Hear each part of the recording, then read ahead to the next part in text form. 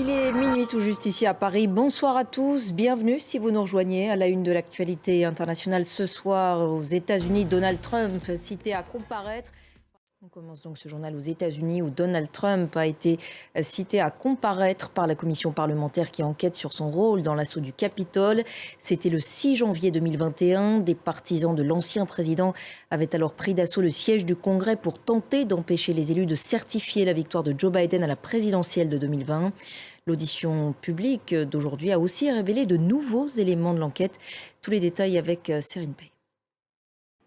Dans l'actualité en France, maintenant, des négociations salariales collectives sont en cours entre la direction et les syndicats de Total Energy.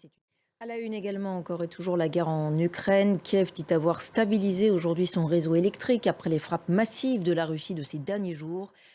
L'Ukraine qui continue en parallèle de recevoir des promesses d'aide militaire pour se protéger des missiles russes. 14 pays de l'OTAN se sont associés à l'Allemagne pour acquérir ensemble des matériels de défense antiaérienne et antimissiles. Cette initiative est baptisée Bouclier du ciel européen. Anna Pereira.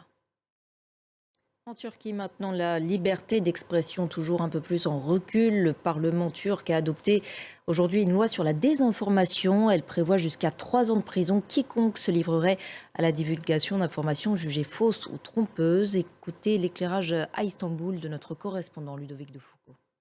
L'Irak a un nouveau président, Abdel-Latif Rachid, et un nouveau Premier ministre, Mohamed Shia al-Soudani. Ce dernier a désormais 30 jours pour former son gouvernement. L'espoir de sortir le pays d'un an d'impasse politique et de faire face à l'insécurité endémique dans le pays. Écoutez les précisions de Marie-Charlotte Roupi qui est sur place.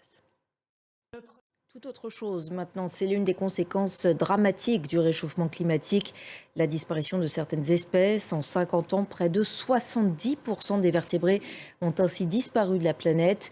Alors l'ONG WWF tire une nouvelle fois la sonnette d'alarme dans un dernier rapport. Pierre-Yves Salic, Tiffaine Le Riche et Stéphane Listy. Allez, restez avec nous dans un instant, le débat présenté par Stéphanie Antoine. Très belle soirée à vous tous.